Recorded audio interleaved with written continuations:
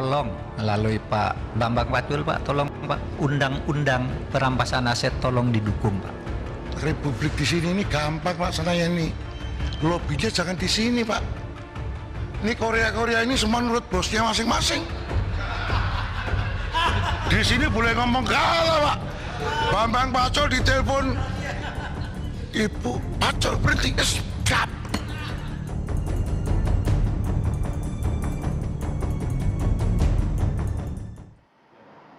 Yang Anda saksikan baru saja pemirsa adalah pernyataan dari Ketua Komisi Hukum DPR RI yang mungkin dalam kondisi bergurau menyebutkan bahwa RUU perampasan aset itu bisa diproses gampang caranya asalkan pemerintah, dalam hal ini Pak Mahfud MD, menghubungi langsung Ketua Umum Partai. Itu disampaikan oleh Bambang Wuryanto ketika rapat dengar pendapat umum Komisi 3 DPR RI dengan Menko Polhukam Mahfud MD yang juga merupakan Ketua Komite Nasional Pencegahan dan Pemberantasan TPPU beberapa waktu lalu. Ini kemudian pernyataan yang direspon banyak pihak dengan sedikit mengkritisi barangkali ya. Jadi DPR ini wakil siapa? Wakil rakyat atau wakil partai? Itu satu hal. Yang kemudian yang mencuat adalah rancangan undang-undang perampasan aset tindak pidana yang sudah lebih dari 10 tahun tapi jalan di tempat bahkan mandek yang akhirnya ditagih oleh Pak Mahfud dalam rapat tersebut. Kenapa ini bisa mandek? Apa penyebabnya? Kami akan bahas juga malam hari ini di Dua Sisi bersama saya Dwi Anggia.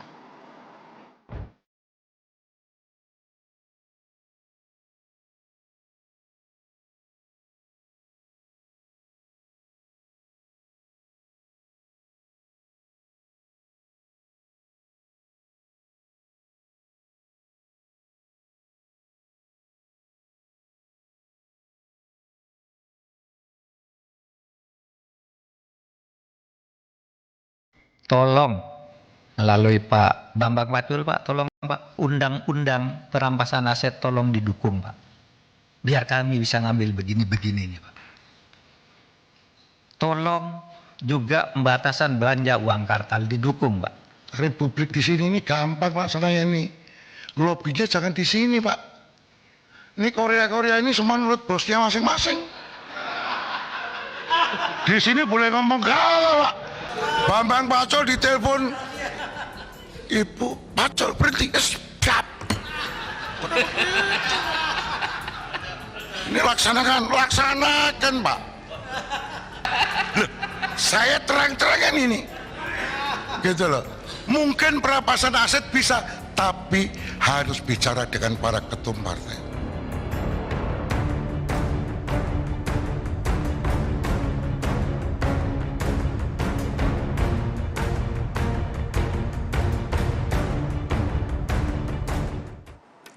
Jadi ada dua hal yang saya garis bawahi dari video yang kita saksikan tadi, mulai dari RUU perampasan asetnya yang kenapa nggak bisa jalan. Yang kedua pernyataan dari Bambang Wuryanto yang mengatakan bahwa gampang sebenarnya asalkan langsung hubungi ketua umum masing-masing partai yang ada di Komisi 3 itu. Nah malam hari ini sudah hadir sejumlah narasumber untuk membahasnya bersama saya.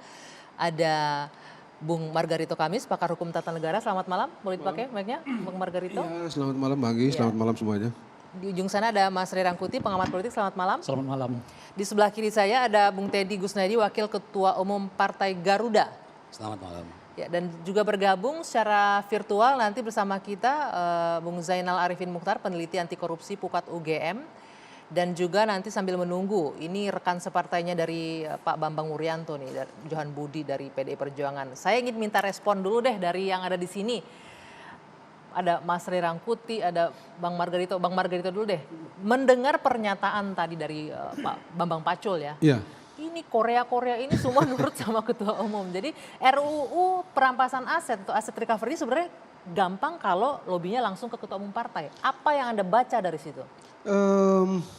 Suka atau tidak suka, apa yang dibilang oleh Pak Bambang itulah realitas yang sebenarnya dari tatanan pembentukan undang-undang kita, tatanan ketatanegaraan kita atau tampilan praktis ketatanegaraan kita dalam hal pembentukan undang, itulah yang dinyatakan secara gamblang, secara ofisial oleh Pak Bambang. Kita tidak bisa tidak mengesampingkan kenyataan itu. Memang begitu itu. Kenyataannya bahwa memang kepentingan partai lah yang paling utama. Memang iya. Wah, kasihan rakyat kalau memang gitu ya. Iya.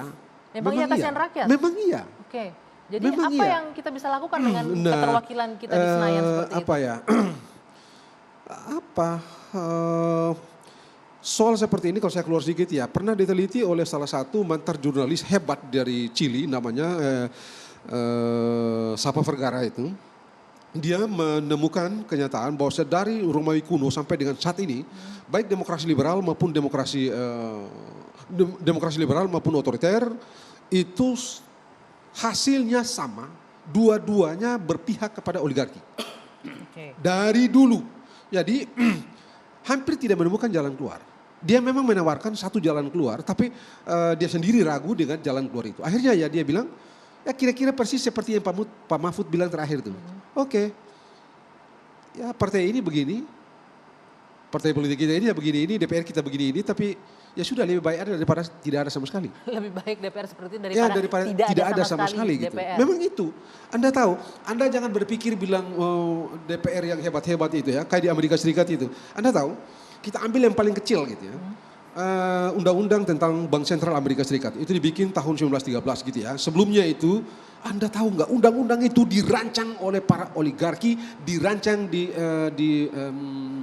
Jekyll Island ya, dan plotnya oleh siapa? Plotnya oleh anggota senat dari Republik namanya Nelson Aldrich. Karena itu undang-undang itu disebut dengan Nelson atau Aldrich Plan. Dan itu banyak sekali. Kita tidak pernah ada. Di DPR kita ini tidak pernah ada. Kita tidak pernah menemukan undang-undang yang dirancang oleh Anggi misalnya begitu ya. Dan undang-undang itu lalu dipakai nama Anggi sebagai undang-undang. Di Amerika Serikat misalnya, itu kita menemukan misalnya Sherman Act. Itu menunjuk pada anggota DPR dari yang bernama Sherman. Yang memprakarsai undang-undang itu. Undang-undang anti monopoli yang kelak melahirkan apa yang disebut dengan Interstate Commercial Commission. Kemudian Aldrich Plan yang melahirkan undang-undang DFED. Kemudian ada Clayton Act, undang-undang tarif perdagangan dan segala macam. Jadi nah memang begini ini. Saya senang sekali Bambang itu menyatakan apa adanya karena itulah kenyataannya. Kejujurannya ya. Kejujurannya gitu. itu. Mas Rerangkuti, Itu hebat sekali. ini artinya apa nih kalau secara politik kita melihat ini kejujurannya Pak Bambang Pacul dihargai oleh Bang Margarito. Artinya saya sih agak sedikit apa ya, sedih, ironis gitu ya. Jadi seburuk itukah kondisi perwakilan kita di DPR mengikuti kepentingan partai ketimbang rakyat? Satu hari kita di MPR ada seseorang pejabat besar. Saya tidak usah sebut namanya karena nanti tidak enak itu. Tapi itu official. Saya bilang bla bla bla, dia bilang Margarito nggak begitu. Ini Republik, udah deh lu cari aja jadi ketua umum partai, itu beres kok. Udah Jadi kita fungsinya lihat. di ketua umum Itu partai. dia. Jadi yang mengendalikan negeri ini ketua umum partai. Nah, itu pejabat loh. Dan ya oke, saya nggak mau ngomong nama pejabat itu. Anda tahu semua. Eksekutif saja sudah menyerah. Pejabat, ya oke Mas Rerangkuti.